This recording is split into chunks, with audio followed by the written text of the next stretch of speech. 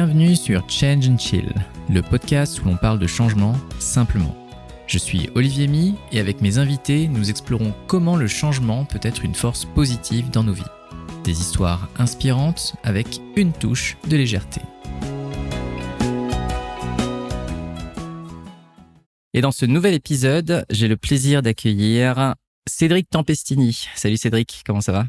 Salut Olivier, écoute, ça va bien, pas spécialement reposé, mais je suis content d'être avec toi. Voilà, c'est le genre de choses qui m'énergise, donc c'est pour ça que tu m'as proposé de reporter et j'ai préféré le garder parce que j'étais enthousiaste de faire cet épisode avec toi. Donc merci pour l'invitation, très heureux d'être là.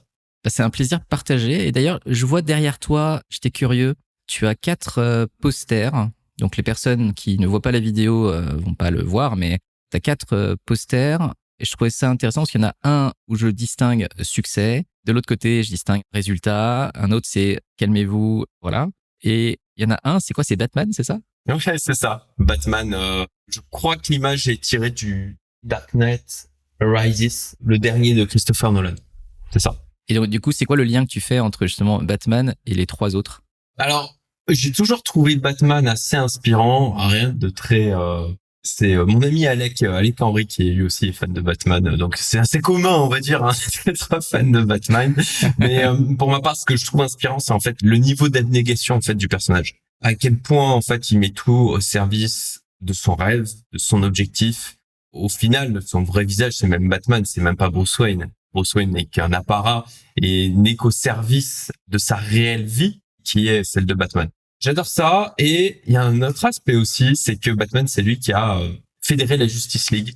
Ah oui, effectivement. Qui a su regrouper comme ça des gens hors du commun. Et j'ai trouvé cet aspect toujours inspirant. Et je crois que ça m'a clairement inspiré, amené aussi à créer la communauté Youmento, dont on va certainement un peu parler dans ce podcast, dont tu fais partie aussi. Et tout à fait. Je fais le parallèle par rapport à ça, de regrouper des personnes hors du commun.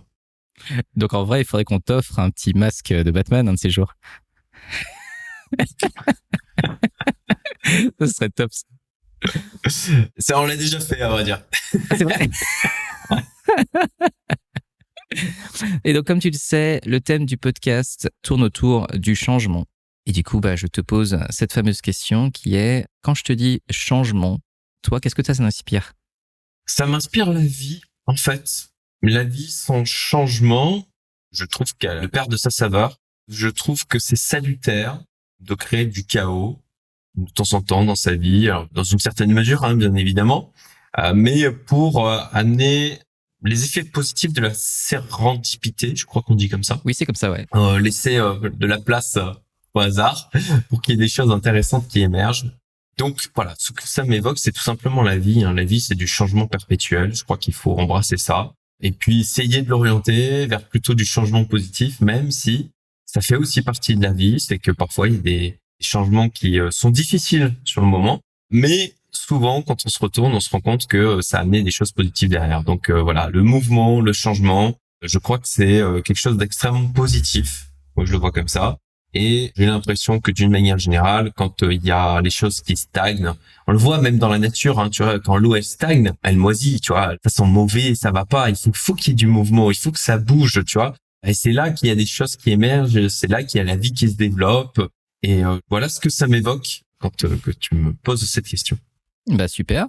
Et justement, tout à l'heure, tu évoquais donc la communauté Youmento. Donc effectivement, c'est vraiment quelque chose qu'on va discuter par la suite. Mais avant ça, est-ce que tu pourrais te présenter ? Oui, bien sûr. Donc Cédric Tempestini, j'ai 42 ans, je suis marié, papa de 2 petites filles magnifiques de 3 et 7 ans. Je suis expatrié à l'île Maurice depuis maintenant un peu plus de 3 ans. Je suis entrepreneur depuis mes 23 ans, donc ça commence à faire 18 années maintenant. C'était hier, voyons. Vite. Voilà. Alors, j'ai pas tout à fait 42 ans, je les aurai dimanche, mais bon, voilà, je me suis déjà mis dans la tête. Voilà. J'y suis. Et donc, j'ai créé plusieurs boîtes dans le domaine du digital. J'en ai vendu 2. Depuis maintenant quelques années, je me consacre une grosse partie de mon temps à l'investissement, à la gestion de mon capital, qui est un sujet qui me passionne, que j'adore. J'ai eu une espèce d'épiphanie sur le domaine de l'investissement en me rendant compte à quel point c'était une compétence qui était complètement sous-estimée et mal abordée, notamment et très particulièrement en France où on est très bon pour épargner, mais très mauvais pour investir. Et donc, je trouve que c'est un côté magique de faire de l'argent avec de l'argent. Donc, je touche à toutes les classes d'actifs et en synergie avec cette passion. Donc, à émerger Youmento, il y a de ça maintenant au tout début de mon parcours, et c'est quelque chose qui a nourri ma transformation, mon changement, pour reprendre le terme que tu as utilisé, qui est une communauté online francophone d'entrepreneurs, d'indépendants qui s'intéressent ainsi à l'investissement, au développement personnel, regroupés sur un certain nombre de valeurs telles que la responsabilité, la loyauté, la liberté, l'efficience, la bienveillance. Et aujourd'hui, on est à peu près 150, une dizaine de pays représentés. Il y a pas mal quand même de gens qui s'expatrient, qui sont expatriés ou qui s'expatrient. Il y a un gros mouvement en ce moment. Ensuite, j'ai un programme qui s'appelle Fast Track Investor, qui est un programme en ligne et qui s'adresse uniquement à la thématique investissement. Donc, les membres de ma communauté privée que je chouchoute d'une manière générale profitent aussi de tout ce qu'il y a dans Fast Track Investor. Mais voilà, Fast Track Investor, ça s'adresse à des gens qui ont de l'argent, soit parce que ils ont eu un événement de liquidité, j'appelle ça comme ça, qu'ils ont fait des gains suite à une vente d'entreprise, ils ont fait des gains suite à des ventes de biens immobiliers, il y en a plusieurs qui ont été marchands de biens ou qui ont fait des très belles plus-values dans l'immobilier, ou des dons aussi, héritage, des personnes qui ont parfois eu des accidents de vie, qui ont eu beaucoup d'argent de la part de l'assurance qui est tombé, ou simplement des entrepreneurs qui gagnent plutôt bien leur vie avec plusieurs centaines de cas par an, et qui ont compris la nécessité indispensable d'investir, de capitaliser, de se créer de la résilience, de ne pas finir prisonnier comme ça de son business. Et ça répond à la problématique et aux questions auxquelles ces gens-là se posent, c'est-à-dire, ok, je veux investir, mais qu'est-ce qui existe comme classe d'actifs? Qu'est-ce que je peux espérer comme rendement? C'est quoi les stratégies que je peux mettre en place? Comment le faire? À qui je peux m'adresser? Où est-ce que je peux monter en compétences? Donc voilà, ça a un programme qui a pour ambition de répondre à toutes ces questions. J'ai l'impression, d'après les retours, que ça le fait avec brio. Donc voilà, la deuxième activité. La troisième activité qui est InvestorX, où là, c'est un club de business angels auquel on leur donne accès, on leur donne l'opportunité d'investir dans les startups provenant des incubateurs les plus rentables et prestigieux au monde, tels que le bien connu, pour ceux qui sont dans le domaine, Y Combinator, d'où sont sortis des Airbnb, Stripe, Sam Altman qui a lancé OpenAI et ChatGPT en était encore le directeur il y a de ça un peu plus de 2 ans maintenant. Voilà, c'est des gens dans l'univers dans lequel gravitent les Mark Zuckerberg, Elon Musk, etc. Extrêmement prestigieux, difficile d'accès. Je dois avouer que je tiens à une vraie fierté de que InvestorX soit maintenant référencé, notamment au Y Combinator et aussi Techstars. Enfin voilà, on va chasser des deals dans ces incubateurs et ensuite on les propose dans InvestorX, ce club, là où normalement pour pouvoir y accéder, c'est vraiment de minimum le ticket 50K. Et il faut se battre pour rentrer avec 50K, mais plutôt du 100, 200, voire 500K. Et nous, on donne accès du coup à ces deals avec seulement des tickets 2K au sein du club, puisqu'on regroupe dans un SPV les membres du club qui décident de se positionner sur les deals, puisque chacun choisit sur les deals sur lesquels il se positionne, et ce qui permet comme ça d'accéder à ces deals qui sont juste exceptionnels, puisque pour donner le Y Combinator, ils ont un taux de défaut depuis, c'est minuscule dans le monde de la startup, un taux de défaut de leur startup de 30%. C'est tout petit. Ouais, c'est pas beaucoup, ouais. Et en termes de rendement, depuis la création du Y Combinator, alors je tire le chiffre de mémoire, mais c'est tellement astronomique, je crois qu'on est à 158 ou 178% à l'année. Voilà, on se rend pas compte à quel point c'est ultra niché et ultra puissant. Bon voilà, désolé, je suis enthousiaste de parler de ce que je fais et très fier de ce que je propose dans ces différents produits et services. Donc, au contraire, j'essaye de m'arrêter là. Non, mais c'est super. Et au contraire, ça se sent dans tes mots qu'il y a pas juste, tu vois, le discours du vendeur de service, tu vois. C'est qu'il y a derrière une vraie passion dans ce que tu fais. Et c'est ça que moi j'ai toujours trouvé fascinant dans ton profil, c'est que tu as une manière de parler de ces choses-là, de manière à la fois éducative, instructive, mais extrêmement engageante et passionnée. Donc au contraire, lâche-toi, on est là pour ça. Et d'ailleurs justement, quand tu parlais d'investissement, c'est pas un truc qui culturellement en France, on n'est pas forcément éduqué sur le sujet. Toi, comment tu y es arrivé? Comment est-ce que tu as découvert ça? Alors, j'ai commencé à investir. Je devais avoir mon premier pas dans le domaine de l'investissement. Je devais avoir, je sais plus, peut-être 25, 26 ans, avec l'achat d'un premier bien qui a servi de local professionnel pour la boîte que j'avais à l'époque. Et en fait, il y a vraiment, tu sais, la courbe de croissance où sur la fin ça devient exponentiel. Ouais. Et c'est vraiment ça, c'est que toutes les débuts ont été très longs, très laborieux, tellement de barrières mentales à casser, tellement de choses à découvrir. Tu te rappelles de ces premières barrières mentales que tu as dû casser et qui étaient dures? Alors, je donne un exemple qui est ridicule. Pour l'achat du premier bien, j'avais pas du tout compris le mode de calcul des intérêts à rembourser au niveau du crédit bancaire que j'avais contracté pour l'achat du premier bien. Moi, c'en est ridicule. Franchement, j'en ai un peu honte, quoi.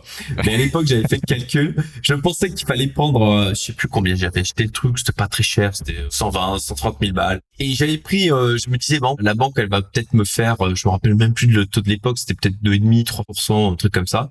Et je m'étais dit, bon, bah, je prends 120 000 balles. Je prends 3% et voilà les intérêts que je vais payer sur l'ensemble. Sur l'ensemble du crédit. Alors que ça ne se calcule mais tellement pas comme ça. Le type d'exemple est à quel point je partais de loin sur cette thématique. Mais en quoi c'était une barrière pour toi? Parce que là, c'est un calcul, mais du coup... C'est vrai que voilà, je donne un exemple, mais la barrière, c'était pour moi déjà l'incompétence totale que j'avais dans ce domaine. L'absence de compréhension, la naïveté profonde. Et au final, la première barrière, c'est ça, c'est le brouillard de guerre. Moi, je l'appelle comme ça. Je prends souvent cette métaphore que je trouve pertinente, chacun jugera, mais du brouillard de guerre que l'on retrouve dans les jeux. Je sais pas si toi t'as joué à Command and Conquer. Moi, je connais le brouillard de guerre que dans ces jeux-là, en fait. Donc oui. Ouais, voilà, c'est ça. C'est ça. Warcraft 3 à l'époque, avant que ça devienne World of Warcraft, c'était un jeu de stratégie. Et en fait, on a une toute petite zone que l'on voit autour de son personnage, autour de sa troupe, de son installation, de son camp. Et on a tout le reste est inconnu. Voilà, c'est sur la carte, c'est le brouillard de carrière. On ne sait pas, il faut découvrir la carte. Et je dirais que pour moi, c'est la première barrière, c'est le brouillard de guerre. C'est que on connaît des choses, voilà, et on a tendance à vouloir rester dans sa zone de confort et donc naviguer dans les choses que l'on connaît et d'accepter de sortir de sa zone de confort, d'aller vers l'inconnu, de faire des choses qui vont demander un effort mental et de remettre en question des certitudes que l'on avait. C'est difficile. Et pour moi, c'était la première barrière à franchir, à la fois en temps d'investissement et d'entrepreneuriat. D'ailleurs, pour moi, c'est une barrière mentale qui se retrouve dans les deux thématiques. Et voilà, c'était pour moi la première chose. Et justement, comme tu le disais, on est bien dans notre zone de confort. Et donc, quand tu vois, tu as ce fameux brouillard de guerre autour de toi, tu pourrais très bien décider de rester dans ce que tu connais. Et donc, toi, qu'est-ce qui t'a aidé à faire le premier pas, justement, par exemple, pour acheter ce bien ou voire même pour entreprendre? Parce que au final, c'est à peu près au même moment. Qu'est-ce qui t'a décidé? Il y avait de l'ambition, déjà, clairement. Un fort désir de liberté aussi. Au tout début, ce qui me drivait, c'est de me dire, OK, j'ai mon business, je me gère moi, je fais comme je veux, quand je veux, au moment où je veux. Et ça, c'était vraiment la chose au tout début qui me drivait, où je me disais, je peux bosser de chez moi, je peux aller ailleurs, voilà. C'était le gros truc qui me drivait à l'époque. Plus aussi gagner plus d'argent. Clairement, moi j'ai commencé à 22 ans, du coup, où j'étais salarié et je gagnais, je crois que c'était 1120 € net par mois. Et puis j'ai touché du doigt au final ce que c'était vraiment le monde du salariat. Avant, j'avais fait plein de petits boulots de, tu vois, cueillir des framboises dans les champs, ramasser des haricots, bosser en usine la nuit, etc. Mais voilà, ça te prépare partiellement à ce qui est le monde salarié. Et à l'époque, au bout de 3-4 mois, je m'étais dit non mais ça va pas le faire. C'est pas ça que je veux. Ouais, c'est pas ça que je veux. Et du coup, j'avais commencé à préparer au bout de 3-4 mois le lancement de ma toute première boîte. Donc je suis resté un peu moins d'un an salarié avant de lancer cette première entreprise. Donc voilà, l'ambition, la liberté et l'argent. On va pas se le cacher, même si je m'y suis très mal pris pendant très longtemps pour gagner de l'argent, sincèrement. Et ça venait aussi de manques ressentis pendant mon enfance. Je sais pas, si tu veux plonger, je dirais, à la genèse. J'en parle d'ailleurs dans mon livre, que j'ai sorti il y a un an de ça. Et où, moi, un des éléments marquants de ma jeunesse, c'est que mon père m'empêchait de reprendre du fromage parce que c'était trop cher. Je me rappelle de cette promesse que je m'étais faite, j'avais 7 ou 8 ans, en me disant que je refusais de vivre comme ça plus tard. Ah oui, mais c'est quelque chose qui t'a tant marqué que ça, déjà pour que tu t'en souviennes, et puis que ça motive quand même tout le reste de tes actions. C'est quand même fort. Oui, on était, mes parents, c'était classe moyenne basse, quoi. Pas énormément de moyens. Mon père était employé de banque. Ma mère était à la maison, elle s'occupait de nous. Et je me rappelle que voilà, de cette sensation de vide, tu vois, typiquement, dans la maison qu'il avait fait construire à l'époque, on n'avait pas de poignée aux portes Ah oui. parce que ça coûtait trop cher. Donc on avait des poignées qu'on passait de porte en porte. Donc la grande question, Et c'était pendant qui a la des années, poignée? c'est ça. Pour les fenêtres aussi, c'était pareil. Pas de poignée porte, pas de poignée fenêtre. Pas de poignée de fenêtre? Non, non, on utilisait les fenêtres, tu sais, on avait le truc carré, là, on passait, et puis on ouvrait, et puis il y avait du scotch pour éviter qu'il passe. Ah oui. Il y a des trucs comme ça qui m'ont marqué, le fait que, tu vois, mon père, il avait une collection de petites voitures, tu vois, les majorettes, etc., qu'il avait gardé de son enfance, et il avait une voiture James Bond, une voiture Batman, et il avait dû vendre ses voitures parce que, tu vois, pour finir le mois, quoi. Où je te dis cet exemple de, bah non, le fromage ça coûte cher, donc on le rationne au repas. Et c'est des choses qui m'ont marqué. Je veux pas faire genre oh là là, le pauvre petit, il a été non, c'était moyenne, voilà, famille classe moyenne basse quoi, on va dire. Donc j'ai eu un toit, j'ai eu de quoi bouffer, j'étais allé à l'école, j'avais de quoi m'habiller, ça va quoi. Mais il y a des trucs comme ça qui m'ont marqué où je ressentais que c'était en quelque sorte une souffrance pour mes parents, tu vois, d'être limité. Et je m'étais fait la promesse quand j'étais gamin que je ne vivrais pas comme ça et que surtout si j'avais des enfants, je ne leur offrirais pas cet environnement. Mais c'est super intéressant ce que tu dis parce que effectivement, au-delà, tu vois, du jugement qu'on peut avoir des niveaux sociaux, des familles, tu vois, de ce que tu décris, ce que je trouve important dans ce que tu évoques, c'est l'histoire que ça a généré dans ta tête derrière.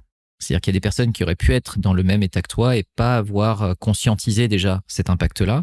Et ça a nourri une insatisfaction, de ce que j'entends, qui ensuite a été drivée par cette ambition de progresser et de faire mieux et de te mettre en mouvement parce que bah, on sait tous, hein, sortir de sa zone de confort ou regarder la lumière au bout du tunnel, bah, faut avoir le courage d'aller dans le tunnel et de naviguer dans le brouillard de guerre.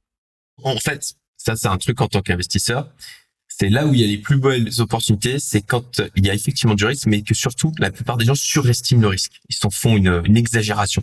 Et pour moi, c'est la même chose que d'aller découvrir des choses, d'aller dans ce brouillard de guerre. La plupart des gens surestiment le risque. Voilà. Oui, il y a du risque, mais la probabilité de survenance est infinitésimale. Il y a un plus grand risque à ne pas prendre de risque que, au final, de le prendre. Ah, je trouve ça vachement intéressant parce que, tu vois, dans le coaching, quand on parle, par exemple, des émotions, par exemple, la peur, on dit que la peur est composée à 95% d'éléments irrationnels et 5% d'éléments rationnels. C'est-à-dire qu'on s'appuie sur quelque chose sur laquelle on va faire un cheminement logique, mais il s'avère qu'effectivement, on va avoir tendance à surévaluer la chose et pour nous empêcher de nous mettre en mouvement. Donc, je trouve que l'image que tu donnes est super bonne. Et beaucoup moins grand, tu veux dire, ou en tout cas, il peut être grand, mais la probabilité de survenance est extrêmement faible. Oui, c'est ça. C'est ça. C'est effectivement la probabilité qu'il arrive que effectivement on peut surévaluer quoi. C'est un peu cette idée-là. Et du coup, donc, tu chemines, tu as ces premiers investissements que tu fais où bah, tu sens que, comme tout, hein, quand on débute, on fait un peu des erreurs. Et qu'est-ce qui te fait continuer, du coup?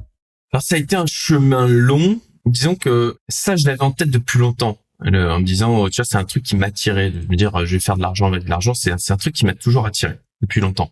Mais je m'empêchais toujours. Je me disais, oui, mais il vaut mieux que j'achète ça d'abord. Et puis, soyons clairs, j'étais complètement aveuglé par aussi les vanity métriques de la société, tu vois. Voilà, avec il faut que j'ai la voiture qui va bien, il faut que j'aille dans ce type d'endroit, il faut que j'ai les moyens de me payer ce type de resto. Et tout ça, c'est des choses qui m'ont extrêmement ralenti pour justement passer à l'étape supérieure de me mettre à investir. Et pendant longtemps, tu vois, je me disais, je commencerai à investir, mais après ça. Et puis il y avait toujours quelque chose. Il y avait toujours quelque chose où il y avait ce côté, ouais, mais bon, j'achète maintenant, on vit qu'une fois, il faut quand même profiter, tu vois, avec ce côté très ancré de je consomme donc je profite. Et donc ça, c'était une déconstruction qui a été extrêmement longue. Je suis extrêmement admiratif de plusieurs personnes dans la communauté. Je pense que tu verras assez bien de qui je parle, qui sont extrêmement jeunes et qui ont déjà cette clarté d'esprit de ne pas tomber dans ces pièges-là, de bâtir dès maintenant, d'avoir cette discipline, cette même ce que j'appelle de l'hygiène financière. Tu vois, c'est comme de l'hygiène corporelle, ça doit être de l'hygiène financière. On nous enseigne très mal l'hygiène financière, qui ne tombe pas dans ces biais-là. Si j'avais eu cette hygiène financière beaucoup plus tôt, je serais tellement plus loin aujourd'hui. J'aurais été libre, surtout j'aurais été libre beaucoup plus tôt aussi. Et justement, c'est Vanity Metrics, donc cette voiture et toutes les choses qui viennent derrière. Du coup, tu les as matérialisées ou ce sont juste des idées qui t'ont drivé et qui t'ont ralenti?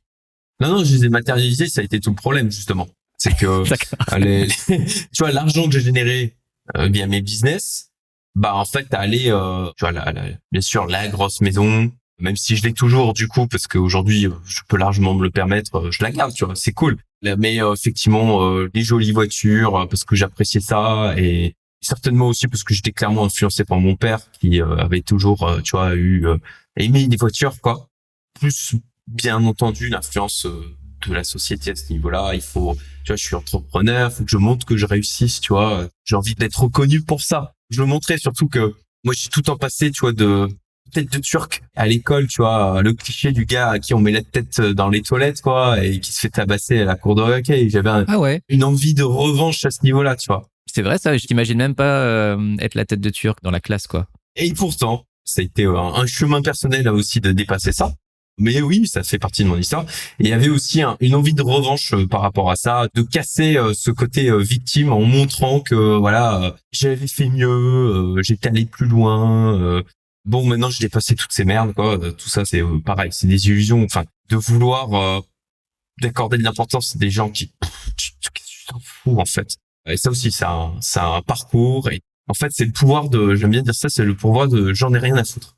Enfin, c'est extrêmement puissant ces mots de j'en ai rien à foutre, quoi.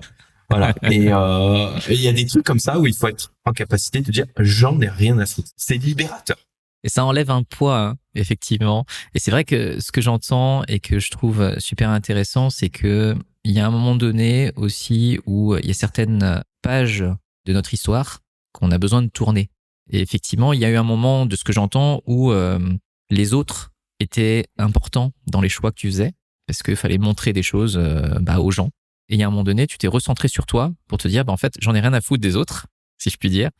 Et je fais mes propres choix pour développer ce que moi j'ai envie de développer et qui va m'apporter ce que j'ai envie d'atteindre. Et je trouve que ça change énormément la donne parce que c'est quelque chose que j'avais appris en préparation mentale, ça, par exemple. D'accord. Pour les grands sportifs. Je sais pas si tu fais du sport d'ailleurs.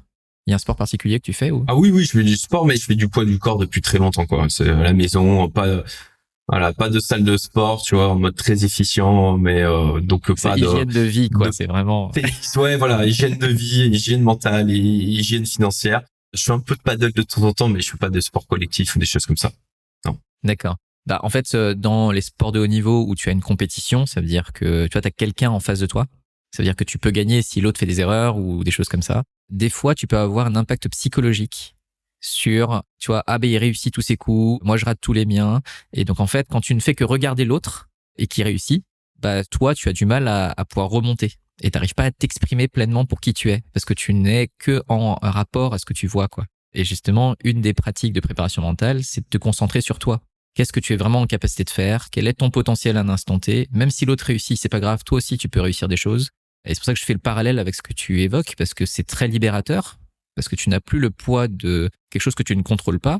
Tu ne peux que agir avec ce qui fait partie de toi, pour faire le mouvement que toi tu es vraiment capable de faire.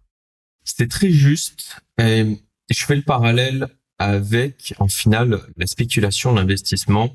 Je suis pas mal actif dans la crypto. J'ai ma chaîne YouTube sur le sujet. Ça, je l'ai pas évoqué. J'ai une chaîne YouTube depuis maintenant, je sais pas, ça fait 4 ans, 5 ans. Où je parle d'entrepreneuriat, d'investissement, beaucoup d'investissement, quand même. Quand même. Faut l'avouer. Et puis voilà, le marché crypto, voilà, je suis pas mal actif en ce moment, au moment où on tourne ce podcast, parce que c'est là où il y a de l'argent à faire en ce moment, comme je l'avais été en 2020-2021, et je fais le parallèle avec ce que tu dis, parce que moi je le vois comme une immense arène mondiale où on affronte tout le monde en face. Et on a en permanence des gens sur les réseaux sociaux qui nous balancent leur réussite. En mode, regardez les plus-values que j'ai faites, regardez. Et ça, effectivement, je fais le parallèle avec ce que tu évoques parce que je le vois vraiment comme une compétition de très haut niveau. Et je me crée d'ailleurs un environnement, je l'évoquais là, l'hygiène personnelle, comme le ferait un athlète qui va aux Jeux Olympiques, parce que c'est une confrontation et que je crois que ce que tu évoques, de se recentrer sur toi et de dire, ok, je vois ce que les autres font.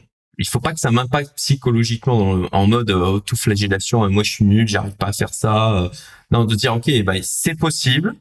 Et moi, j'utilise les moyens, les outils, les compétences que j'ai à mon niveau pour faire ce que je suis capable de faire mon chemin. De toute façon, il y a toujours quelqu'un qui fait beaucoup mieux, toujours quelqu'un qui va beaucoup plus vite. Donc, la comparaison, on ne doit pas tomber, à mon sens, dans l'autoflagellation et dans le sentiment d'infériorité, mais plutôt de l'utiliser au maximum comme quelque chose qui nous challenge et nous inspire. Voilà. Je crois que ça fait bien le parallèle avec ce que tu évoques en termes de préparation mentale. Ouais, c'est exactement ça, parce que ça me rappelle deux éléments. Le premier, c'est qu'en fait, forcément, les gens qu'on entend ou qu'on voit, ils sont sur les réseaux sociaux. Et sur les réseaux sociaux, tu dis aussi ce que tu veux. Ça veut dire que même si les gens disent qu'ils réussissent, on n'en sait rien en vrai. Ça veut dire que ça peut aussi être simplement une démarche psychologique pour démotiver les autres. Tu vois, ça peut être aussi une manière de jouer. Donc ça, c'est un premier aspect que je trouve important.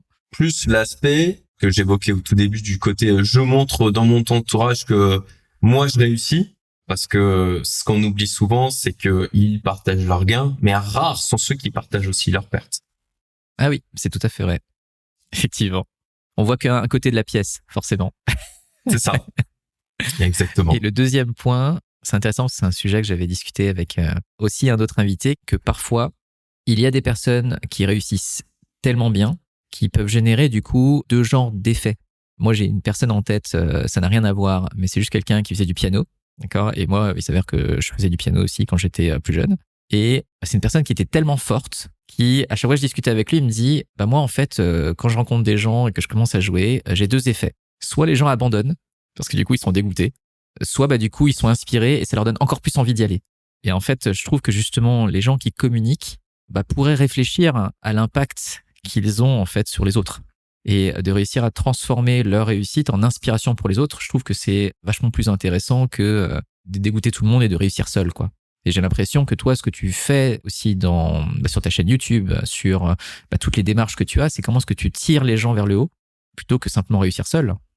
J'essaye en tout cas d'être dans cette démarche, clairement. Et je crois que la meilleure manière d'inspirer, effectivement, de tirer vers le haut, c'est d'être authentique, en fait, de montrer aussi quand on se plante. Le truc, surtout de ne pas arriver d'avoir une communication ou une attitude où les gens nous mettent sur un piédestal. Parce que c'est extrêmement mauvais, justement, s'ils te mettent sur un piédestal, au final, ils te mettent hors concours, quoi. Donc, ça coupe toute aspiration. C'est juste, ils t'adulent en quelque sorte. Ils disent, ouais, regarde, il arrive à faire ça, mais eux, ils restent dans leur tête. Au final, ils restent immobiles, quoi. Juste, ils regardent. Et ça a aucun intérêt. Après, moi, je veux pas qu'on me prête d'intention en mode, oui, je suis là uniquement pour inspirer, etc. Si je fais tout ça, je le dis souvent, moi, je crois profondément à l'alignement des intérêts individuels. Donc, si je fais pour ça, moi, c'est avant tout pour attirer des personnes qui me correspondent et qui viennent nourrir mon entourage, tu vois, que je regroupe autour de moi, à la fois potentiellement qui vont rejoindre mon réseau, qui m'ont contacté, avec lesquels je vais échanger, où des opportunités vont naître, où ça va me permettre encore d'augmenter mon réseau, qui vont aussi rejoindre ma communauté Youmento, le Fast Track Investor, InvestorX. Et ça, c'est des éléments, moi je l'ai compris il y a de ça quelques années. La capacité comme ça à fédérer autour de soi, et ce que tu as commencé du coup à faire, et bravo pour ça, de fédérer des gens autour de soi qui sont alignés avec qui on est. C'est pour ça que l'aspect authenticité est ultra important. En fait, ça donne une puissance personnelle pour avoir plus d'impact. Et moi, c'est ça que je regroupe, c'est que je regroupe de la puissance personnelle. J'utilise cette puissance que me donnent les gens qui se regroupent autour de moi pour aller chercher, typiquement, tu vois, des intervenants particulièrement prestigieux pour ma communauté, pour Fast Track Investor, pour aller chercher des deals particulièrement intéressants. Parce que quand je dis, j'ai derrière moi à peu près 450-500 millionnaires, multimillionnaires à qui je peux présenter le deal, forcément ça me donne un impact qui est plus important que si je dis juste, je suis tout seul. Autant en termes de capacité à aller choper des deals hyper intéressants que de négocier aussi des avantages sur ces deals-là. Et puis chaque personne qui du coup rejoint mon écosystème, en fait moi ce que je vais chercher, je déverse derrière. Donc tel que je le vois, c'est l'alignement des intérêts individuels. Il est là, il est présent, ce qui permet comme ça d'avoir un effet de résonance où tout le monde se renforce. Donc c'est la raison pour laquelle moi j'ai commencé à communiquer sur les réseaux sociaux, tout simplement parce que c'est un levier de puissance personnelle pour aller plus vite, tout en apportant de l'impact, de la valeur, ce qui moi-même me renforce. Donc ça crée un effet de cercle vertueux et de caisse de résonance ultra puissante. Ça, je trouve intéressant le côté, en fait, c'est un toi augmenté par l'écosystème que tu es en train de créer autour de toi. Oui. Et je trouve que c'est la beauté de la chose, c'est que t'as pas ce côté individualiste pour l'individualisme et le moi je regardez-moi quoi. Il y a le côté je sais que si je veux aller aussi plus vite, je peux pas y aller seul et du coup c'est par mon individualisme sous un certain angle que je vais attirer les gens avec qui ça résonne pour que en fait notre somme d'individualité puisse devenir un collectif qui est plus fort. Et on retrouve Batman. C'est ça. C'est ça. Mais justement, vu que C'est tu ça. parles de collectif, donc on évoque la communauté Youmento depuis tout à l'heure. Youmento, déjà, ça veut dire quelque chose en particulier? Alors, l'origine du nom pour la communauté, c'était un jeu de mots avec ce côté you, toi et ton mentor. D'où le logo aussi, il y a le U et le M qui sortent d'un cadre. Voilà, c'est tout l'objectif qu'il y a au sein de la communauté, c'est de sortir du cadre, c'est de découvrir des nouveaux horizons. Moi, je fais encore le parallèle avec ce brouillard de guerre. Tel que je l'ai conçu, rejoindre la commune, c'est en fait de lever du brouillard de guerre automatiquement. Parce que, comme dans un jeu vidéo, hop, on a d'autres persos, joueurs qui rejoignent notre groupe. Et du coup, on voit la zone qui est autour d'eux. Et là, on se dit, tiens, d'un seul coup, j'ai une vision plus claire de la carte. Et je peux tout de suite identifier, tiens, là, en fait, il y a des trésors, c'est intéressant d'y aller. Là, il y a des dragons, on va éviter de s'y aventurer. Et voilà, pour moi, c'est vraiment ça. La communauté, c'est exactement l'essence de ce que je viens d'évoquer, d'allier l'individualisme, mes intérêts individuels avec ceux des autres, puis de créer un collectif comme ça qui se renforce et qui se renforce au fur et à mesure du temps, puisque comme là aussi on crée une caisse de résonance, que les membres progressent, comme ils progressent, ça tire l'ensemble du groupe vers le haut, quoi. Voilà. Et justement, d'où t'es venue l'idée de créer ça? Parce que au départ, tu nous disais, voilà, j'ai commencé à faire des investissements seul, je me suis heurté un peu à des murs, j'ai eu l'effet Vanity Metrics. Donc là, j'ai l'impression que tu étais un peu seul, mais du coup, c'est quoi le passage entre justement cette dimension plus individuelle et puis ensuite ce toi augmenté que tu as réussi à créer par la suite? Alors, effectivement, tu as utilisé le terme solitude, seul. Pendant longtemps, je me suis senti très seul. J'étais pas entouré d'autres entrepreneurs. J'étais un peu le côté, tu sais, gros poisson dans le petit bocal, quoi. Voilà. Ouais.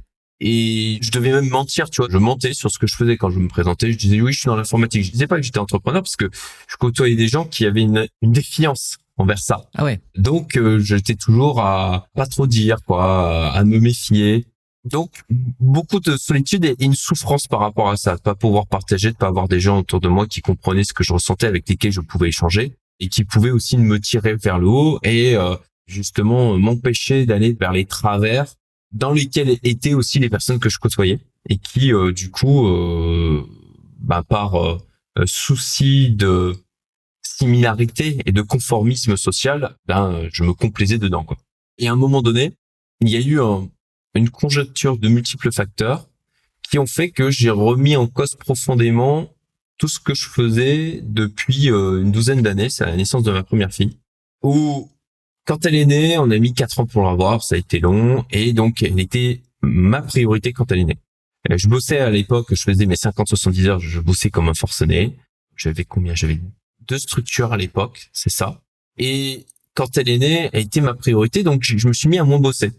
Et en même temps que je me suis mis à moins bosser, je me suis rendu compte que je faisais plus et mieux en moins de temps. Et là, ça a vraiment créé une grosse remise en question en me disant, mais attends, qu'est-ce que tu fais depuis 12 ans? Plus, bien sûr, le fait que ma fille était là et que ça, quand on a des enfants, je pense que tous ceux qui ont des enfants peuvent le comprendre. Quand on a comme ça, on est responsable d'un autre individu qui compte sur nous, qui n'a rien demandé, il est là, c'est de notre volonté et il faut qu'on s'en occupe et il faut qu'on soit exemplaire. Voilà, l'exemplarité, ultra important.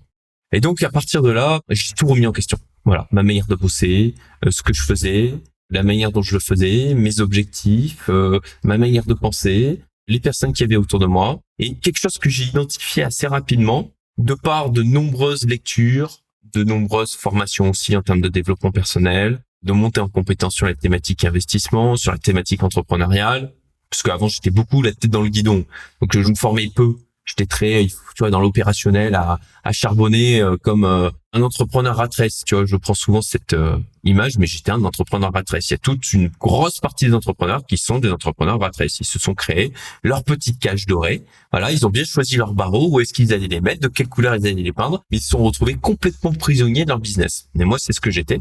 Et c'était devenu juste intolérable parce que le futur moi que je voyais, mon évolution à horizon de 15-20 ans, c'était que j'allais mourir. J'allais finir avec une crise cardiaque, un AVC, un burn-out, une dépression, un cancer, enfin, j'allais mal finir.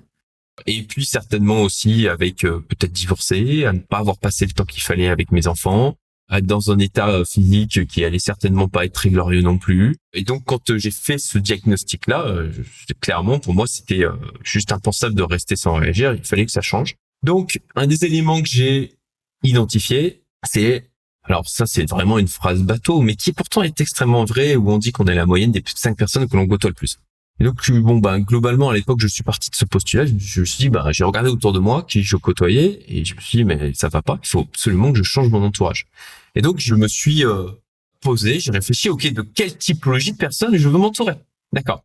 Je veux avoir des gens qui sont entrepreneurs, mais je veux pas des entrepreneurs rat race. Je veux des gens qui soient inspirants pour moi et qui vont dans la même direction de recherche de liberté que moi. La composante essentielle pour ça, c'est la capacité à bien gérer ses finances et son argent, de savoir investir parce que ça crée un socle de résilience pour ne plus être dépendant de son business. Être en capacité de générer de l'argent, c'est bien, mais de le transformer en actif qui nous génère du revenu et qui nous donne la capacité comme ça de dire si à un moment donné, j'en ai marre, j'arrête, je passe à autre chose, en quelque sorte un fuck you, un petit fuck you money. C'était quelque chose vers lequel je voulais aller. Donc, il me fallait des gens qui étaient dans cette dynamique-là. Et forcément, pour être en capacité d'être dans cette dynamique-là, pour moi, le développement personnel était le troisième pilier. Il fallait avoir des gens qui étaient en capacité et qui avaient compris qu'il fallait qu'ils travaillent sur eux, qu'ils travaillent sur leur manière de penser, qu'ils travaillent sur la manière d'interagir avec les autres, qui avaient une capacité d'ouverture d'esprit et de remettre en question en permanence leurs certitudes. Et donc, ça a été la genèse de la chose. Au tout début, j'ai créé un petit groupe comme ça.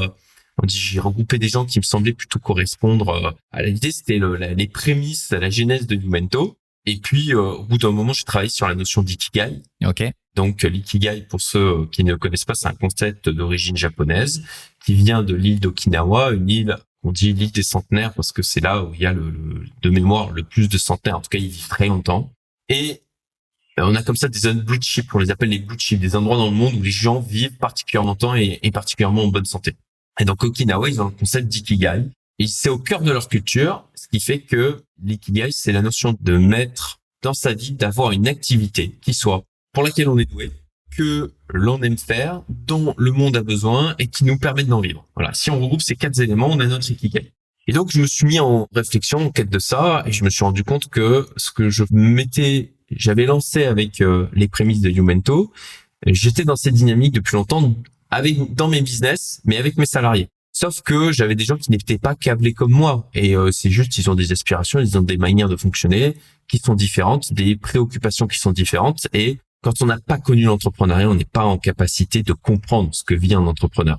Moi, j'avais connu le salariat, donc j'avais un minimum d'empathie sur ce qu'il vivait, mais c'était pas le cas à l'inverse. Et donc, j'avais essayé toujours d'être dans la même dynamique que je suis actuellement dans Youmento, mais j'étais extrêmement frustré. Typiquement, je leur avais parlé des cryptos au tout début en disant, les gars, il y a un truc là, il se passe quelque chose. Et moi, j'avais envie qu'ils s'enrichissent aussi, tu vois, qu'ils chopent cette potentialité. La plupart m'ont ri au nez. Et je me rappelle de cette frustration où je leur avais présenté une vidéo de mon mentor où il s'était moqué de lui, mais j'étais sorti de là, mais dégoûté, quoi, face à aussi peu d'ouverture d'esprit, avec tout de suite des poncifs de, ouais, de toute façon, c'est une arnaque, c'est un Ponzi, c'est de l'argent, du terrorisme, et en fait, je ne voulais plus côtoyer au final et être dans un cercle de ce type. Donc, j'ai commencé à créer la communauté Youmento. Les prémices, ça a été un petit groupe comme ça. J'ai découvert la notion d'ikigai. Je me suis dit, moi, j'aurais été prêt à payer pour ça parce que j'ai testé des tas de groupes de mon côté. J'ai essayé de trouver, en fait, un groupe comme ça. Je ne l'ai pas trouvé. Donc, au bout d'un moment, je me suis dit, je vais le créer moi. Du coup, je vais le lancer moi. Et c'est là qu'est parti ce business, mon ikigai, cette activité, qui regroupe ce que j'ai évoqué tout à l'heure et qui aujourd'hui est monétisé et me nourrit en même temps, puisque au-delà de l'aspect lucratif, et bien sûr, je ne m'en cache pas, l'objectif de Youmento, c'est que ça soit lucratif, et c'est lucratif. Mais le gros de la valeur, je le pioche avec les échanges que je peux avoir avec les membres, les synergies, les partenariats, les opportunités, l'inspiration que ça a fait naître, qui est bien supérieure au final que l'argent que m'a ramené d'un point de vue purement activité la communauté. En tout cas, je t'ai laissé en fait raconter l'histoire parce que d'un trait, parce qu'il y a tellement une énergie avec ce que tu évoques que ça méritait d'être fait en un trait. Il y a plusieurs éléments qui me paraissent vraiment importants dans ce que tu décris et qui pour moi sont souvent la cause des blocages des personnes qui n'arrivent pas à avancer. C'est justement cette capacité à se regarder soi-même. Alors souvent, c'est intéressant parce que dans ton histoire, il y a eu un événement. Et c'est souvent les événements un peu brutaux, si je puis dire. Donc toi, c'est plutôt un événement heureux parce que tu as eu ta fille qui est arrivée. Donc avec difficulté, tu le disais, mais justement, je trouve que ça donne du contexte aussi à cet événement-là. C'est que quand c'est arrivé, c'est devenu quelque chose qui a été très important pour toi. Et ça t'a forcé un arrêt de la tête dans le guidon de l'entrepreneur. Et le fait d'avoir réussi à lever la tête, je trouve que c'est déjà extraordinaire d'avoir réussi à le faire et ensuite d'avoir eu la volonté de faire autrement. Parce que quand on est dans des habitudes, on connaît ce confort, tu vois, de la situation qu'on n'aime pas. Mais essayer d'aller chercher autre chose comme tu l'as fait, en fait, c'est beaucoup de courage derrière, qui est soutenu par quelque chose qui est très honorable de vouloir s'occuper aussi de sa famille, vouloir passer du temps avec. Et j'ai trouvé ça vachement touchant quand tu disais, mais en fait, moi, je me voyais crever, quoi. Tu vois, je me voyais continuer dans cette roue. Justement, tu parlais de rat race, donc du coup, dans la roue, et d'avoir un avenir qui, au final, tu vis pour travailler, quoi. Et au final, ça devient plus intéressant.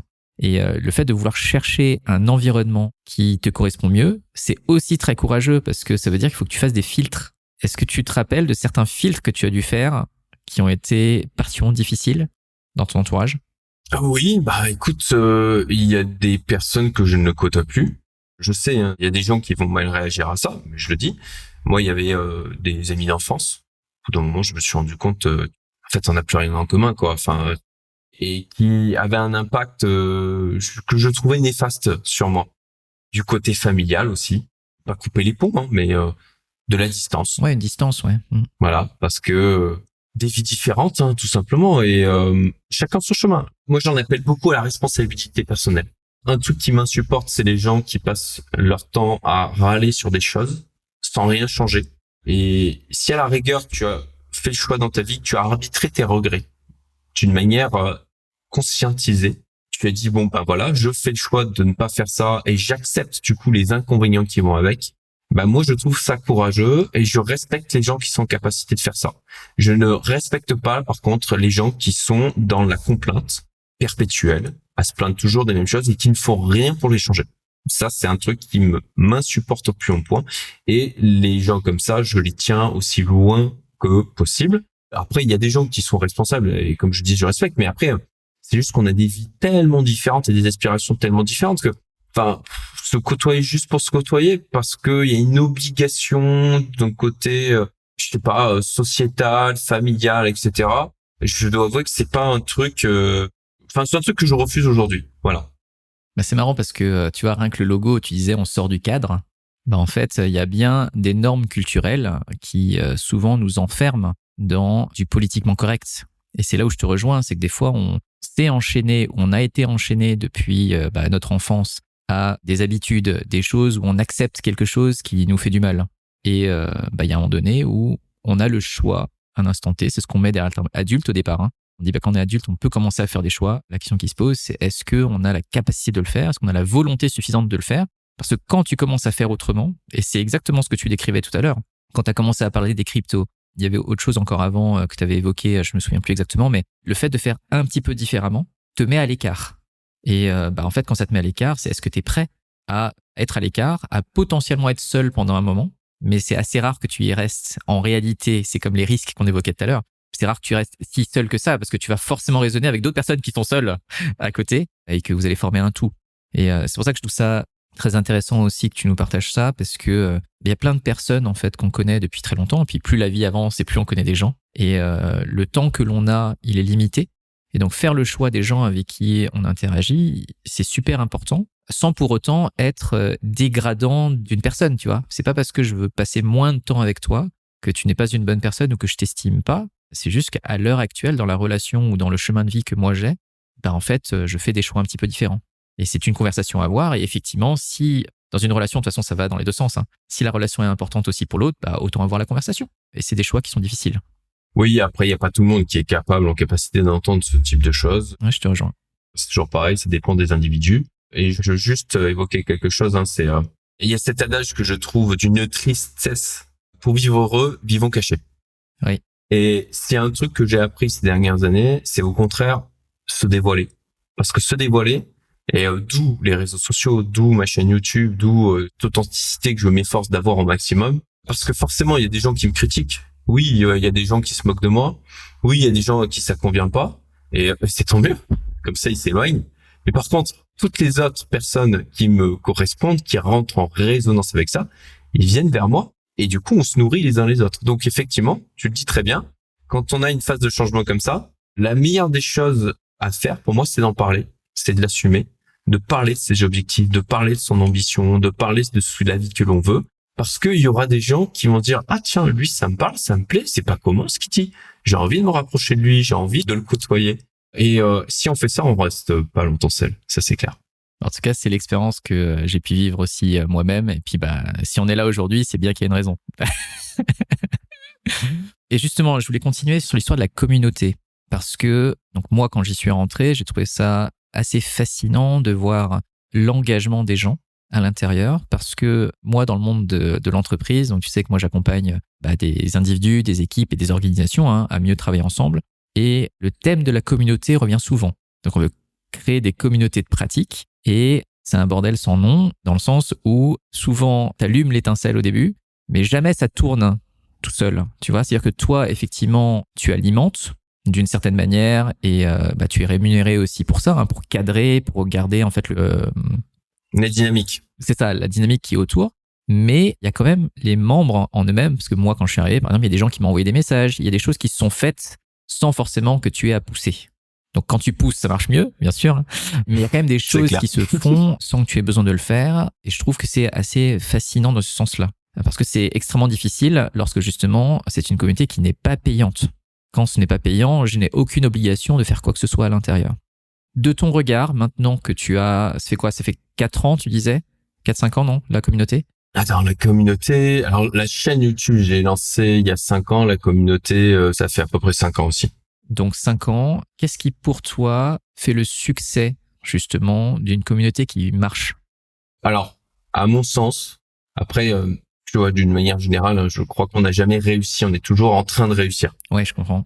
Donc, tu vois, je suis toujours un peu mal à l'aise de parler de succès parce que tu sais jamais rien n'est acquis. T'es tout le temps en train de l'entretenir. Mais... on le voit derrière toi, C'était un truc en mouvement, Ouais. Les résultats, le succès, il y a que des trucs autour de c'est vrai. La persistance, travailler dur, la consistance et tout. Ouais. Oui. Je suis un adepte effectivement, de la notion de discipline et je crois beaucoup plus à la constance qu'à des efforts puissants sur une petite durée de temps. Voilà, c'est les intérêts composés. On refait les visions avec l'investissement. Donc, voilà, pour répondre à ta question, je crois que effectivement, ma présence sur les réseaux sociaux que j'évoque comme un phare dans la nuit pour attirer des gens pour la communauté, qui déjà fait un premier filtre automatiquement, parce que comme j'ai une certaine authenticité, il y a des gens qui se disent mais c'est qui ce connard? Désolé pour le terme, mais grosso modo c'est ce qui se passe. Et d'autres qui disent j'adore, c'est super intéressant, j'aime bien la manière dont il parle, ses idées, c'est rafraîchissant, ou qui ont la capacité à se dire, ok, je suis pas d'accord avec tout ce qu'il dit, mais quand même, c'est intéressant, ça me fait réfléchir. L'ouverture d'esprit. Voilà. Donc ça fait déjà un premier filtre. Ensuite, il y a toute la phase de sélectivité pour entrer dans la communauté, qui va donc permettre, parce que tu peux passer au travers du filtre. Tout à fait. Tu as vu ce que c'était.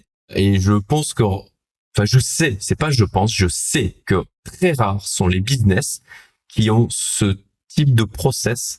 Parce que, en fait, c'est à l'inverse des pratiques marketing. Il y a un maximum de friction. Ouais, je comprends. C'est fait pour, en fait, t'as la vidéo d'1 heure, t'as l'entretien avec moi, tu dois répondre aux emails, t'as le truc du mot de passe. Donc, tout ça, c'est de la friction.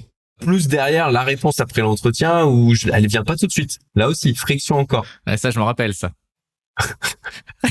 Ça participe. Je me dis, mais pourquoi il veut pas me dire? À la sélectivité, et pour moi, ça vient créer du coup derrière de l'engagement. Parce que de par cette sélectivité, tu sais que elle s'est appliquée aux autres aussi.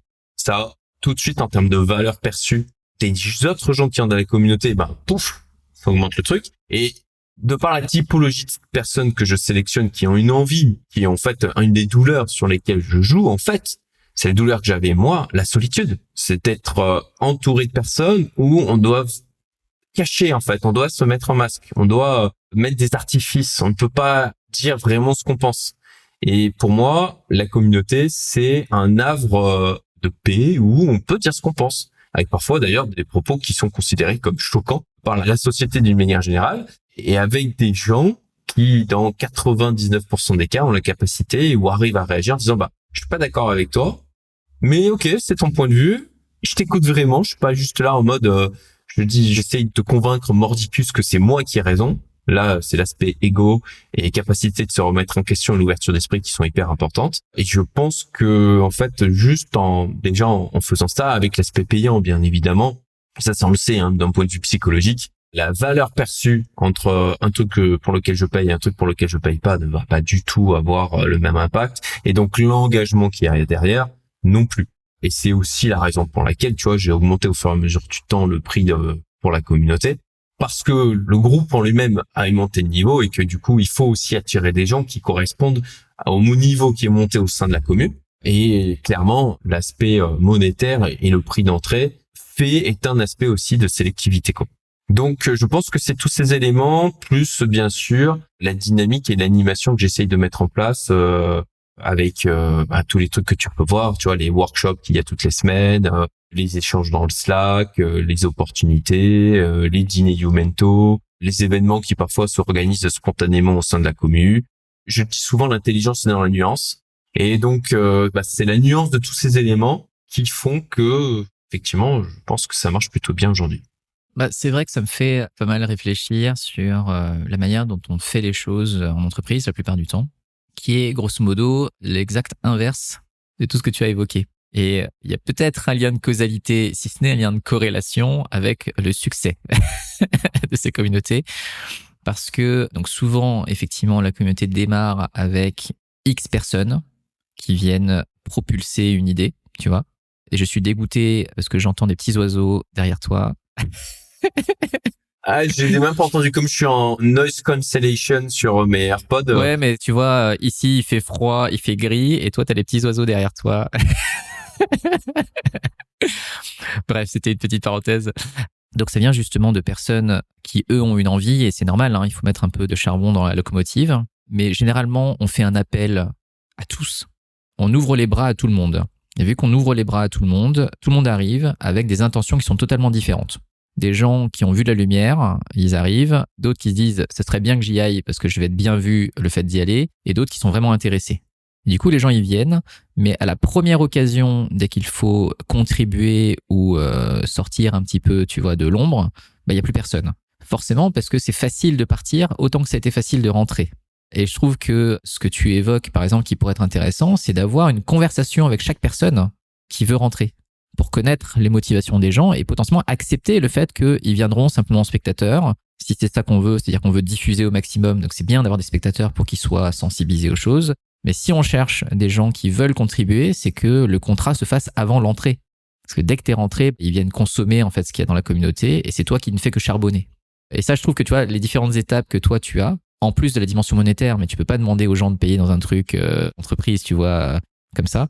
Mais je pense que le fait d'avoir un process un peu plus sélectif fait que effectivement, quand tu as la douleur du process, potentiellement tu as envie de rester quand tu es accepté. Et ça, je trouve qu'on le fait pas. Et je me dis que ça peut être une idée intéressante à avoir. Pas pour bloquer les gens, mais juste pour qu'ils comprennent que c'est du temps qui a de la valeur et du temps qui est investi.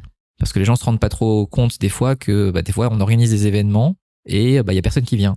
Mais en fait, on l'a pas organisé pour nous, on l'a organisé aussi pour eux. Et donc du coup, tu vois, toi, tu le connais mieux que personne. Quand tu organises des événements et que les gens te disent pas, en fait, on vient pas et que tu te retrouves tout seul, voilà, c'est pas super agréable. Mais en tout cas, voilà, c'est ça que ça me fait résonner dans ce sens-là. Et il y a une chose qui me paraît aussi importante, c'est que tu as une présence qui est à la fois suffisamment fréquente, c'est-à-dire qu'on sait que tu es là, et en même temps suffisamment non fréquente, du coup. En retrait, suffisamment en retrait. Ouais, c'est ça. qui fait que il y a un moment donné où notre propre responsabilité est en jeu. Ça veut dire que moi, le premier, je me suis dit, bon, ok, c'est cool, Cédric, il m'a mis en relation avec des personnes, mais il y a un moment donné, quand même, où c'est moi qui va me faire ma propre expérience. Et donc, c'est aussi à moi d'aller contacter des gens. C'est-à-dire que sinon, je ne suis qu'en attente de ce que toi, tu vas faire vis-à-vis de moi ou d'autres personnes. Et ça devient problématique. Ça veut dire que je deviens simplement consommateur, simplement parce que j'ai payé. Et je trouve que ça, c'est le risque de ce genre d'exercice-là. Mais en tout cas, ce qui est sûr, c'est que, comme tu le disais, c'est la qualité des interactions. C'est-à-dire qu'on n'est pas forcément d'accord avec tout le monde. On n'a pas forcément d'affinité avec tout le monde, mais ça, c'est humain. Par contre, il n'y a personne aujourd'hui avec qui j'ai discuté dans la communauté qui n'a pas été suffisamment ouvert à une conversation utile. C'est-à-dire que tu arrives déjà avec un branchement où justement tu casses certaines barrières du quand je te dis ça, faut pas le prendre pour toi, ou je suis là à me comparer à toi et tout. Et justement, je trouve que la beauté de la chose, c'est qu'il y a des gens qui ont justement réussi à faire plein de choses, qui sont souvent très largement au-dessus de ce que moi ou d'autres ont pu faire, mais qui ont cette capacité... Ou même moi. Voilà, mais qui ont cette capacité à te parler de manière très simple. C'est pour ça que je reviens sur ce que tu disais tout à l'heure, c'est qu'il y a plein de gens qui vont se vanter à l'extérieur pour finalement beaucoup de creux dans la réalité, parce qu'on sent que les réseaux sociaux les aident à se gonfler vers l'extérieur, alors que là, il y a beaucoup de personnes qui réussissent plein de belles choses et qui réussissent à te parler comme si, je sais pas, t'étais au McDo avec eux et qu'ils étaient sur la table d'à côté, tu vois. Et je trouve que ça, c'est très rafraîchissant.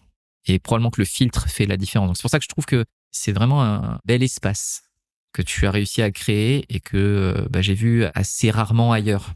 Donc c'est pour ça que je trouvais que c'était important d'en parler, parce que ça vient donc d'un rêve de ta part, de créer quelque chose que tu n'as pas trouvé ailleurs. Tu as commencé petit, avec un petit groupe de personnes, et puis ensuite ça a grossi, et tu réussis aujourd'hui à faire rayonner quelque chose que je trouve est plutôt beau. Donc déjà, bravo à toi pour ça. Merci pour tes bons mots, très heureux de les entendre. Et puis oui, c'est le genre de choses, tu vois, c'est bien de s'en souvenir. Effectivement, donc tu vois, de faire preuve de gratitude, c'est d'ailleurs un exercice que je fais quotidiennement, me rappeler tout ce qui va bien dans ma vie, et Dieu sait qu'il y en a. Donc voilà, une grande gratitude que j'ai aujourd'hui d'avoir la communauté, d'avoir les gens qui sont dedans, tu vois. Là, on a fait avec ceux qui sont à Maurice, on a fait une journée Youmento dimanche, c'était extraordinaire, on a passé une excellente journée. Et puis voilà, on a eu l'occasion aussi de se voir quand je suis venu, pour ceux qui étaient dans le sud de la France, à mon domicile d'ailleurs, du côté d'Aix. Et voilà, je sais que c'est toujours à chaque fois de très bons moments, ça permet comme ça de créer du lien. Je vois les interactions qui se créent, et quand on se dit ah bah tiens, on va faire ça ensemble. Extrêmement satisfaisant pour ma part, en plus de l'aspect nourrissant. En tout cas pour ma part, c'est mon ikigai quoi. Ça, j'ai l'impression de pas être trop mauvais à ça. Ou si j'enlève le côté à vouloir être humble, absolument. Voilà, je pense que j'ai un talent sur ce sujet. Et donc grande satisfaction du coup de voir les choses s'opérer. Ça se voit dans tes yeux qui brillent quand tu en parles. Donc, c'est un petit peu ton troisième bébé, quoi. Tu vois, sous un certain angle. Oui, c'est vrai. Ouais, c'est vrai. Ah, non, exactement. Mais du coup, un dernier sujet que je voulais aborder avec toi avant d'aller dans notre dernière phase de l'épisode, parce que tu l'as évoqué, c'est Maurice. C'est-à-dire qu'avant, tu étais en France et un jour, tu as décidé de partir. Comment ça s'est passé? Qu'est-ce qui t'a amené à te décider de partir pour justement avoir le plaisir d'entendre les oiseaux à côté de toi? Alors, j'ai fui. Voilà, concrètement. Face à l'adversité, je dirais qu'il y a trois réactions. C'est soit tu combats, soit tu restes immobile et figé, soit tu fuis. Moi, j'ai choisi la fuite. Je ne rentre plus en résonance avec... je crois que j'ai jamais vraiment été en résonance de toute manière avec la manière dont fonctionne la société dans son global, dans sa globalité en France, les décisions politiques, la direction que ça a pris. Il y a beaucoup de choses en termes d'ambiance, en termes de mentalité. Alors, je suis reconnaissant parce que en fait, ça m'a poussé à créer Youmento.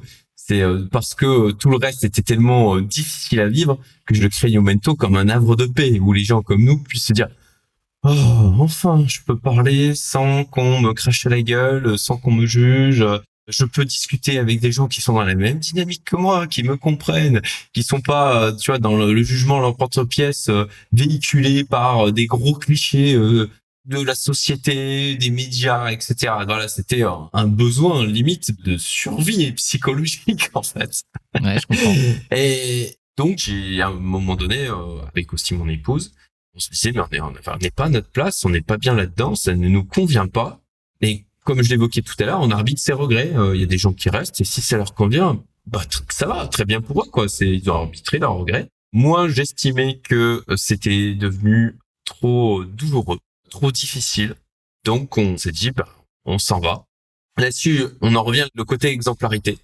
Pour mes filles, c'est aujourd'hui un truc qui me drive énormément. Les enfants, on est là, une fois qu'ils sont nés, on est là pour leur créer des souvenirs, en fait. Et donc, j'essaye de créer des souvenirs de, ça va te paraître étrange et certainement beaucoup de gens. Je fais le parallèle avec les LLM, tu vois. Mes filles, c'est des ChatGPT, c'est Club, tu vois. Tu les nourris de données. Et en fonction de la qualité des données avec lesquelles tu vas les nourrir, elles vont être plus ou moins performantes, entre guillemets. C'est ultra simplifié, c'est exagéré, mais c'est pour traduire mon propos. Bien sûr que je ne vois pas mes filles comme juste des idées d'intelligence artificielle, mais in fine, elles sont en train de créer leur arbre de données, leurs neurones se développent et leur réseau neuronal se développe. Et donc, moi, un de mes rôles fondamentaux aujourd'hui, c'est de nourrir ce réseau neuronal des meilleures choses possibles. Et ça passe par l'exemplarité, puisque les neurones miroirs sont en action en permanence et que là-dessus, elles vont se calquer sur les décisions qu'on a pu prendre, la manière dont on vit et dont on applique ce que l'on dit au quotidien. Et pour nous, de vivre dans un environnement où ça ne nous convient pas, où on se sent pas bien, ça allait affecter aussi notre relation familiale, notre vécu. Et là aussi, en termes d'exemplarité, pour casser cette barrière psychologique de l'attache à un pays, à une zone, à tout un environnement dans lequel on a baigné toute sa vie, de casser ça dès le début pour nos filles, de leur donner une exemplarité et la capacité de se dire « Le lit me convient pas, c'est pas grave, je vais à l'autre bout du monde ». Et là aussi, c'est potentiellement un jour, elles prendront aussi cette décision de dire « Papa, maman, je vais à 10 000 kilomètres, 15 000 kilomètres, parce que ça me conviendra, je pense que ça me conviendra plus là-bas. » Donc, je suis bien conscient que c'est dans l'avenir aussi quelque chose qui pourra avoir des conséquences difficiles en tant que parent. Mais qu'est-ce qui est le meilleur pour elle? Je pense que c'était clairement cette décision, jusqu'à maintenant, une des meilleures décisions que j'ai pu prendre de ma vie, qu'on a pu prendre de nos vies. Voilà pour la big picture. Après, je sais pas si tu vas rentrer dans le détail des pourquoi, mais grosso modo, on risque de tomber dans un côté French bashing, où je vais parler de tous les trucs qui aujourd'hui me donnent envie de vomir, littéralement. Ils me font mal au cœur en voyant maintenant depuis mon île ce qui se passe au loin. Je sais pas si tu veux aller là-dedans, mais en tout cas, pour les raisons de la big picture, tu as, je pense, la réponse. Ouais, non, ce que tu disais, oui, c'est pas forcément l'objet d'aller dans le French bashing. L'idée, c'était surtout de comprendre qu'est-ce qui avait amené de la décision à l'action, parce que, encore une fois, s'expatrier, c'est aussi, en fait, changer de cadre. C'est aller dans une culture qu'on connaît pas. C'est français là-bas? Je connais pas assez, donc ils parlent pas français, non, là-bas? Si. Ah, si, il parle français, ce qui fait que Maurice attire pas mal de personnes de France. C'est aussi pour ça, ouais. Et donc, en fait, le fait que tu bouges là-bas en emmenant toute la famille, c'est une île, donc c'est un mode de fonctionnement qui est différent. Par contre, ça veut aussi dire que tu es allé chercher quelque chose que tu voulais et qui te correspond mieux. Et je trouve que c'est encore une fois la preuve de l'esprit entrepreneurial. Pour moi, c'est juste que tout ce que tu avais fait avant t'impliquait surtout toi. Et là, en fait, c'est un mouvement collectif de ta tribu à toi, quoi, si je puis dire. Et je trouve que c'était intéressant justement de comprendre qu'il y avait une véritable souffrance de rester. Et parfois, ce qui aide au mouvement, c'est de comprendre qu'il y a quelque chose qui n'est plus acceptable pour soi, là où je suis. Et j'ai l'impression que ça a impulsé ton mouvement. Donc, super. Tout à fait. C'est très bien choisi le terme inacceptable. Et ça, je pense que les gens ne font pas assez ce travail d'une manière générale. C'est pour ça que souvent ils se complaignent dans cette espèce de zone entre deux où c'est pas assez douloureux pour s'en sortir. C'est Olivier Roland qui utilise le terme les chaussons de ciment, tu vois. Ça t'immobilise, mais en même temps, ça va, c'est confortable, t'es bien dedans, donc tu bouges pas. Et en fait, ce curseur-là, vraiment, si je fais une rétrospective sur mon évolution personnelle, je dirais que ma capacité à définir qu'est-ce qui est acceptable et inacceptable a évolué au fur et à mesure du temps. Et aujourd'hui, le curseur vers l'inacceptable est beaucoup plus sensible. Je vais beaucoup plus rapidement dire non, ça ne me convient pas, je ne l'accepte pas, je refuse de vivre comme ça. Et ça, d'ailleurs, c'est quelque chose qui est hyper libératoire une fois qu'on a réussi à le faire et qu'on a passé aussi le côté de qu'en dira-t-on, tu vois. Et qu'on va accepter qu'effectivement, il y a des tas de gens qui ne seront pas d'accord avec ça, qui critiqueront la décision. et qu'on est OK avec ça parce que c'est ce avec quoi nous sommes alignés et qui vraiment est important pour nous. Et je reviens sur la fameuse hygiène. En fait, une hygiène de prise de décision, une hygiène aussi de penser à soi. Et c'est pas forcément un problème de penser à soi parce que, en fait, on n'a qu'une vie et c'est notre vie. Et c'est quelque chose qui est important. Mais plus tu as réussi à faire cette décision dans ta vie, plus c'est facile de faire la suivante. C'est comme quand tu démissionnes la première fois, quoi, tu vois. Les autres fois seront beaucoup plus rapides. Mais effectivement, décider de ce qui est acceptable et inacceptable et accepter justement que ce qui est inacceptable, ne l'est plus et qu'il faut bouger. Je trouve que c'est une vraie compétence. Et bravo à toi si justement tu réussis à la développer de plus en plus. Et que tu vas réussir à la faire passer aussi aux gens qui t'entourent. Donc super, merci beaucoup. Merci Olivier. Je veux juste évoquer un dernier truc, c'est une des valeurs fondamentales de la communauté, c'est la loyauté. Et souvent les gens pensent, tu sais, loyauté, je sais pas, qu'est-ce que ça te met comme image en tête, mais moi, il fut un temps où ça, tu vois, loyauté, je pensais au chien fidèle à son maître, tu vois, avec ce côté loyauté envers les autres. Et en fait, je l'explique sur le site, j'explique dans la vidéo de présentation de la communauté, la loyauté, c'est avant tout la loyauté envers soi-même. C'est fondamental parce que si on n'est pas capable d'être loyal envers nous-mêmes, on ne va pas être loyal et loyal à ses engagements envers les autres. Parce que ce qui amène à ne pas tenir ses engagements envers les autres, c'est parce qu'on accepte de faire des choses avec lesquelles on n'est pas aligné. Donc déjà d'arriver à faire, je fais des choses et je m'engage sur des choses avec lesquelles je suis aligné, me donne le socle nécessaire pour être après en responsabilité, être capable d'honorer mes engagements et d'être loyal aussi envers les autres, quoi. Donc la loyauté, c'est avant tout envers soi-même et ça passe aussi par la notion de développement personnel, de se connaître, de comprendre qui on veut être, ce que l'on veut accomplir, quelle vie on souhaite avoir et vraiment nous, pas les projections qu'il y a autour de nous. On parle souvent c'est la deuxième montagne. Je sais pas si ça te parle, quoi, mais ça me parle pas plus que ça, non. Il y a la première montagne qu'on gravit, la montagne en clair des projections sociales, et puis quand on y arrive, on dit en fait c'est nul. Et c'est là quoi. Là on voit en fait c'est la montagne qui est là-bas que je veux gravir, c'est pas celle sur laquelle je suis. Et donc c'est la deuxième montagne, la montagne qui nous convient. C'est super. Rien de mieux pour boucler la boucle parce qu'effectivement dans le monde du changement et du développement de soi, en fait on dit souvent que tout part d'abord de soi et après le reste viendra après, quoi. Donc merci beaucoup Cédric pour tout ce trajet. On aurait pu encore discuter longtemps.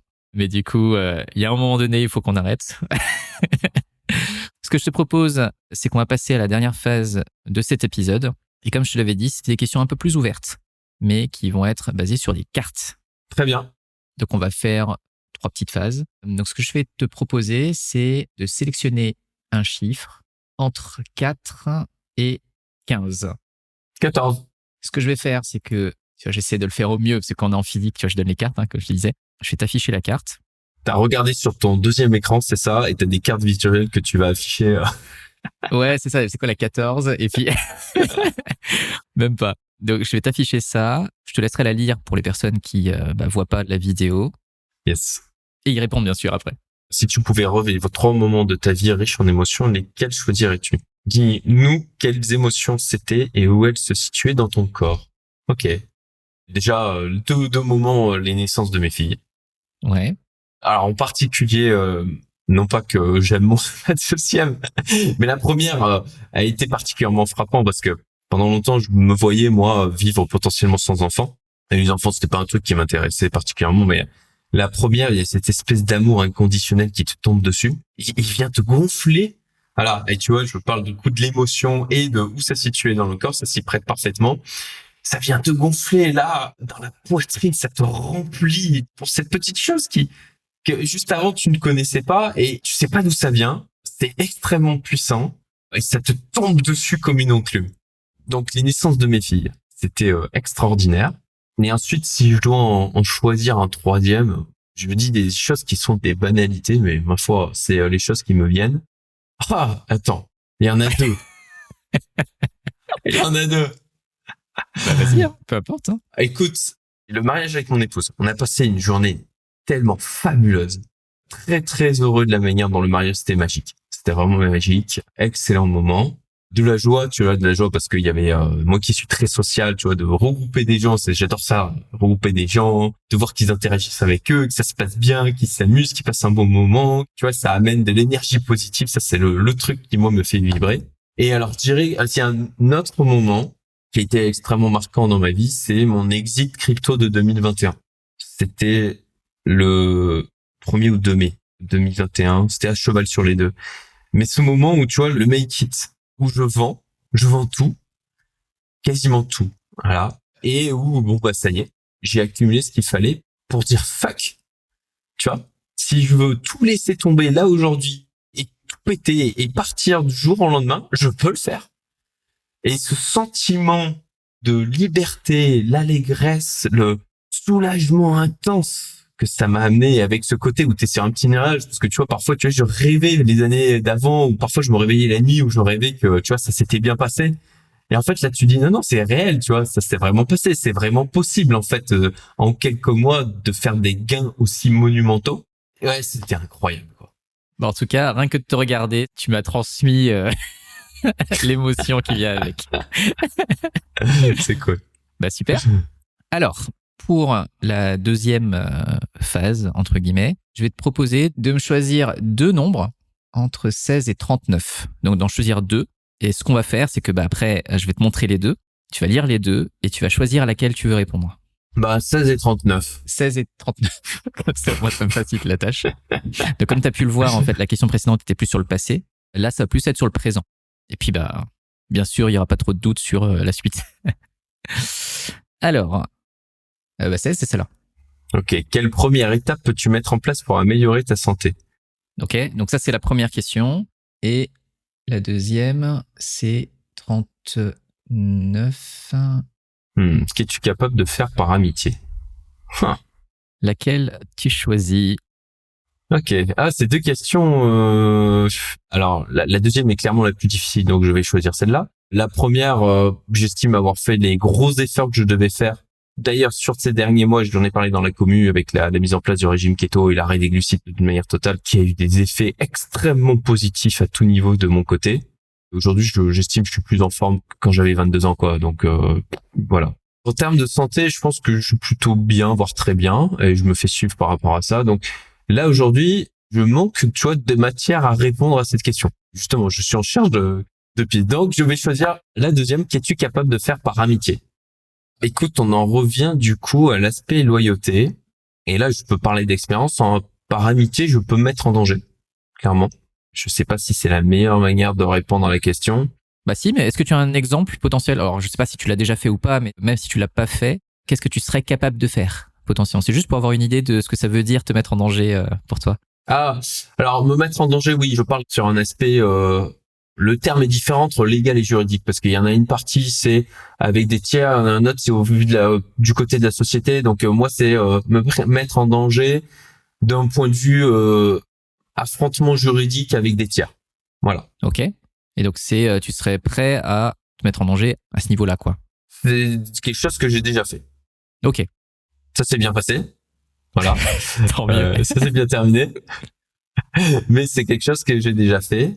Après, écoute, d'un point de vue, il fut un temps avant d'avoir des enfants où j'aurais pu me mettre en danger physiquement. Là aujourd'hui, en tout cas c'est ma croyance, parce que tu imagines comment tu pourrais réagir quand il y a un danger où tu peux te risquer, tu vois, des dommages corporels importants ou potentiellement ta vie. Donc tu sais jamais vraiment comment tu vas réagir tant que tu vas pas être face à l'événement. Mais ouais, aujourd'hui, avec la responsabilité familiale, pour moi, ma loyauté première va envers ma famille et mes filles. Donc, malgré tout l'amour que je peux avoir pour certains amis très proches, mettre en danger mon intégrité physique qui aurait une incidence sur la manière dont mes filles grandissent aujourd'hui, j'en serais plus capable. Et de la même manière, sur la partie légale ou juridique, c'est des choses aujourd'hui, ça serait, tu vois, si c'est juste un impact d'un point de vue argent, c'est de l'argent, tu vois, c'est pas grave. L'argent, ça se refait, c'est juste de l'énergie, l'argent, c'est de l'énergie en réserve. Si ça va plus loin, tu vois, emprisonnement, etc., ça, c'est hors de question parce que ça, c'est ma responsabilité. Pour mes filles, c'est hors de question. Bah super. Merci en tout cas pour ta franchise. Du coup, je te propose une dernière petite phase. Donc, je vais te recouper tout ça. Tu vois, c'est juste pour te faire vivre un peu ce que toi tu m'as fait vivre à l'entrée de la communauté. Tu vois, c'est qu'il y a juste un minimum de doute qui ne sert strictement à rien, mais juste pour donner un peu le doute. Je tiens à préciser quand même que, tu vois, le doute, tu disais un doute qui ne sert à rien. Tu évoques le doute après la phase d'entretien. Oui, c'est ça. En vrai, il sert toujours à quelque chose. Mais c'est vrai Il que... sert à quelque chose. Il est pensé pour moi ne pas prendre, et c'est ce que je dis, hein, mais c'est réel, c'est moi ne pas prendre une décision dans l'émotionnel, de laisser le temps comme ça à mon cerveau de se reposer, de laisser 24 heures pour prendre des décisions de manière plus éclairée, et à l'inverse aussi, du côté de la personne, parce que tu sais, parfois t'es dans l'émotion du moment, t'es super content de l'échange, etc. Mais de laisser aussi à la personne le temps de décanter l'échange, pour parfois, tu vois, t'as des choses qui te remontent, tu te dis, ah ouais, mais il y a ça, en fait, ça me convient pas. Donc, non, c'est un vrai objectif. C'est pas, tu vois, un plaisir pervers de torturer ou de laisser une attente.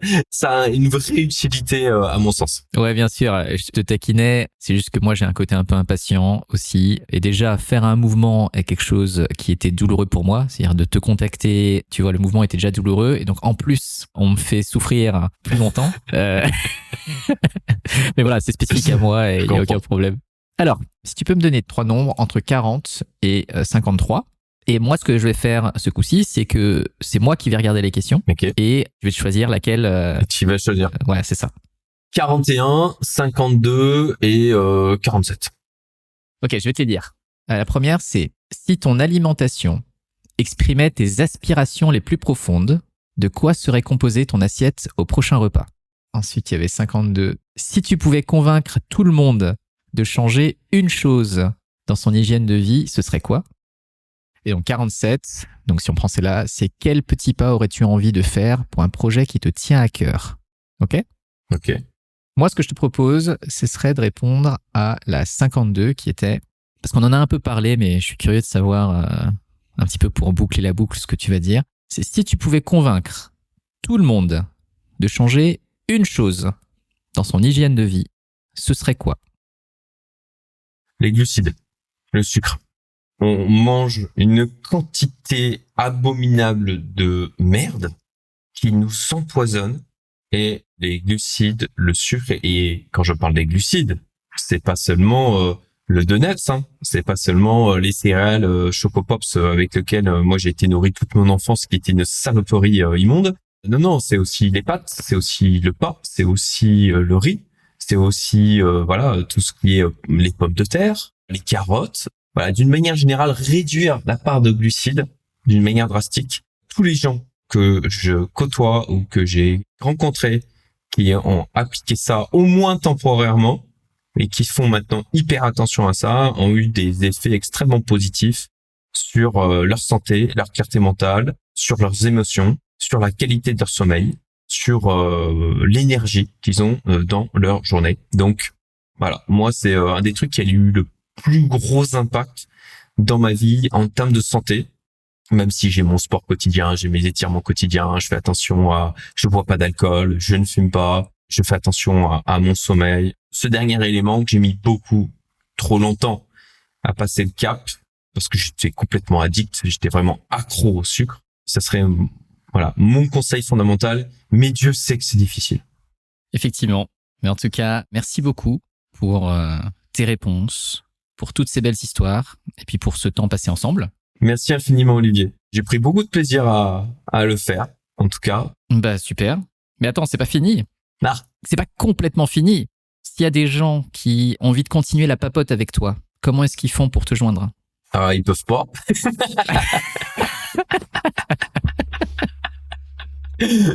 Semble, concrètement, moi,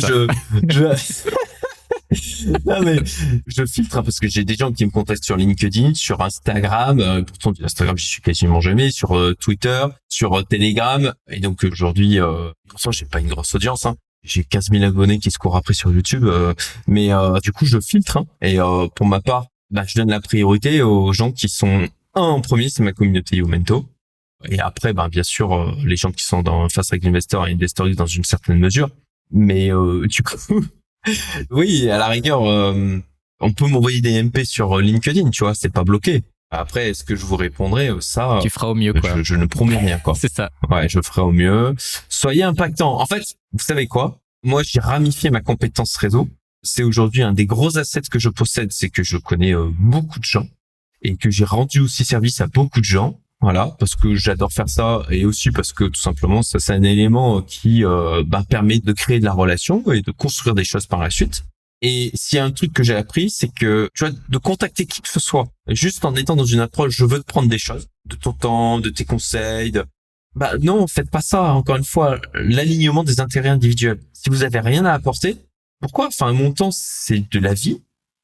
La vie, elle passe vite. Donc, moi, je le vois comme ça. Quand on vient me prendre une minute de mon temps, on me prend de la vie. C'est du temps avec mes filles.